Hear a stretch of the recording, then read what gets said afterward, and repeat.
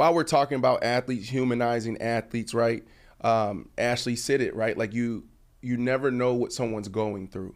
You got to understand how powerful this engine is, right? Like just the NFL alone, a $10 billion industry, right? Multi-million-dollar athletes. We got athletes now making $500 million in a career.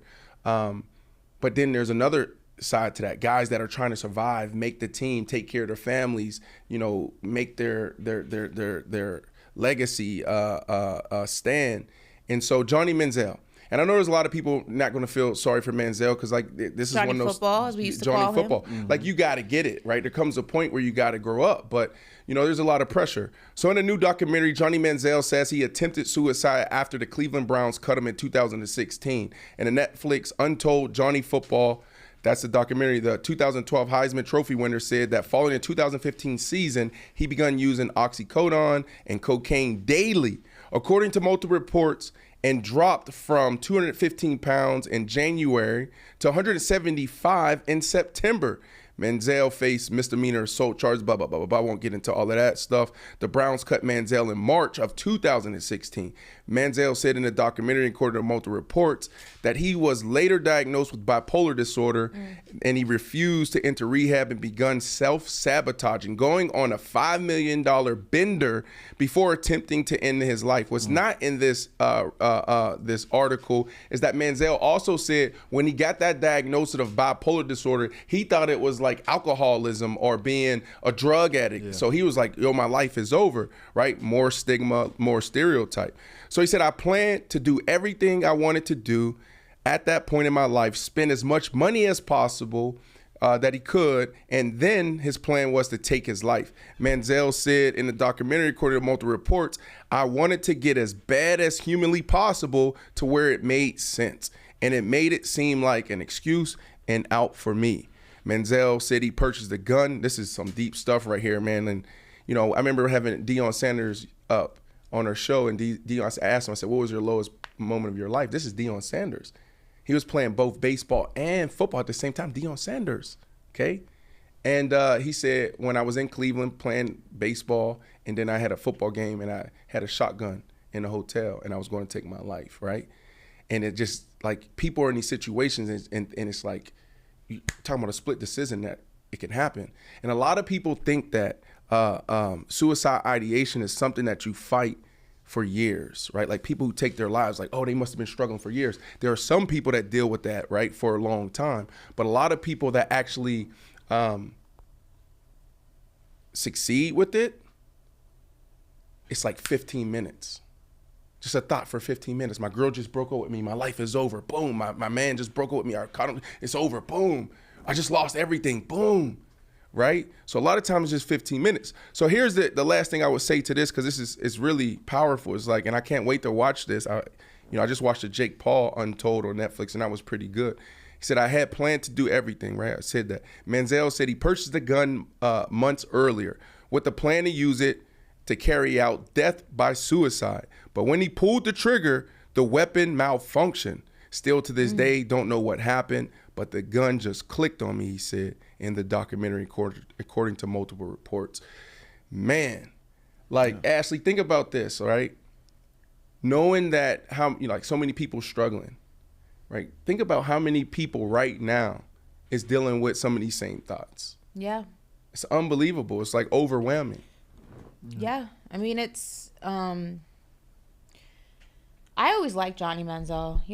He kind of did his own thing. I never minded the whole Johnny football persona. It's a shame that it didn't, live up to what everyone thought it would. But I think that the telling thing is the gun malfunctioning. Yeah. It's like a sign from God, the universe, whatever it is that you believe in, that like you're not done yet. So take a pause, regroup, figure it out. But that's powerful. But that's just one of the other reasons why, I've been criticized in my career for being so pro athlete and how that's not, what a journalist should be. And the reason that I've always been that way is because of this. Athletes are people first. And I never want to be responsible for saying something and then God forbid you hear news about. One thing I don't like is when you see people who constantly criticize and hit below the belt and just are ugly in the way that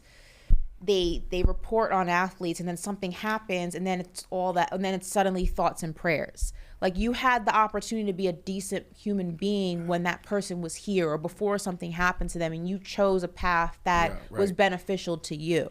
And one thing I've always been cognizant of is not putting myself in that position, that I always lead with respect, even in my criticism, which is, again, always in the realm of the game. It's always from a place of just that. It's never disrespectful. It's never a place of malice. Like, nobody can ever say, oh, you hit below the belt. Right. If I criticize you, it's because you had a crap game. Right. But you can never come to me and say, I criticized you unfairly. I don't talk about people's families. I don't care what's going on in their personal life. I don't call people out of their name. It's just unnecessary. And I think that if we had more people in the media industry that were less worried about engagement and clicks and more worried about just being decent human beings in the way that they report on athletes, I think we'd be in a better position. And I think that the relationship between media and athlete would be a lot better than what it is. And I can understand why so many athletes don't want to deal with the media, because everything you say is manipulated. People don't really care about you.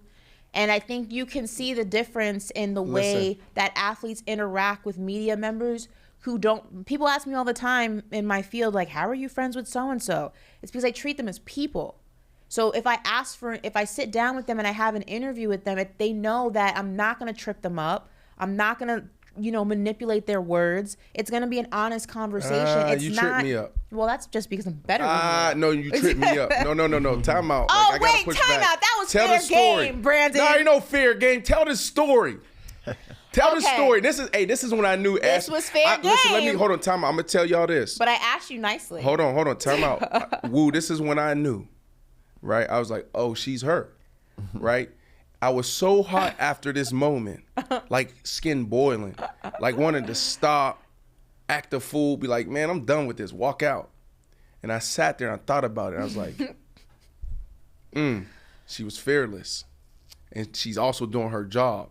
And she wasn't like this. That whole fearless thing came to mind. I was like, I see it. But tell her about this moment, because you messy. You messier than me. It didn't come from a place of malice. No, tell him the story. So I interviewed Brandon for my show Laces Out, season 2 of Laces Out. And before you even get there, tell him that you was an hour and 30 minutes late. And then you tried to lie and say, oh, it was on the producer. But go ahead, tell the whole story. They gave me the wrong call time, but regardless, it does. It got the wrong call time, but neither here nor there. So I sit down with Brandon, and the first question that I ask him is about the breakup of I Am Athlete and the other podcasts. And he looks at me and he's like, so I said, I've never been asked a question to this point. The question was, I said it, this is exactly the way that I said it. It wasn't like mean. It was very calm and welcoming to answer it. I said, so a lot of people think that, you're selfish and that you went ahead and you blew up the situation with you and the previous members of this podcast. What happened? So just like that. And he looked at me like, this mother. Yeah, I was like, but I was so hot that I was like, then I knew. Let me jump in here real quick. I think Marlon B. Burdette said no sports topics, really. Listen, let me describe what paper route is. We're getting into it. Don't worry. Corey has a whole rundown. I promise. We'll get there. Here's the thing, right? Like we know that there's an opportunity in sports, right? Like, we're bringing culture to sports. I Am Athlete lives in the intersection between hip hop and sports. If you right there, you riding that wave, you're a gatekeeper of culture, right? Like, media is important. So these type of topics, you don't really see that discussed and really peeling back these layers and having these conversations. So that's what I Am Athlete is. So 80% of paper route, we get into sports, but then there's 20% culture and then these deep conversations. So continue to rock with us. Bro, we about to get into some sports. And the last thing I would say here is, because, they want us to get into sports, so we got to listen to our people. Got it. Ashley, you messy. I'm not. You shouldn't have asked me the question. You have some It was nerve. the first question. You start off. Nah, because now me and Ashley, we partners now, right? So now we have Troy Aikman on or D-Hop on, like we, and Corey, right? You too. We bouncing stuff off. What does Ashley always say? She says, well, let's soft question first. That's what you just said about Troy Aikman. You said, Brandon, we got to ask him a soft question, ease into it. You didn't do that with me. Look at her face. Look at her face. She knows She knew she was wrong. She said She said you can handle it. And now you say you hard-hitting question for No, me? sometimes I start. It depends on the. Depends on the subject, right? It depends on the subject, but it depends on the subject, meaning the person. Like you can get a gauge for someone's personality. Like a Troy Aikman. Nah. He's a He's a legend. cowboy. You gotta like. Oh, I'm not a legend Hold now. on. Oh, That's what I'm saying. Yo, it's Ashley, getting just worse. stop. That's what I'm saying. Stop, That's what I'm Ashley. saying. He has Digging himself in multiple a bigger Super hole. Bowls. Yeah. He has the Put the gold shovel jacket. down. Like he's a little bit. You gotta. I'm up. Ashley, I'm put up. the shovel I'm down. up for the gold jacket. I know you are, but what I'm saying is like interviewing like Dan Marino. He's a quarterback. You gotta stroke the Nah, angle a little bit. Like you. What about me? You're from the hood. You'll be all right. No, Like, so okay. I'm not Down. a legend. Oh my That's goodness, not all what I'm this. saying. That's exactly what you're saying. Exactly. What? That's not what I'm saying.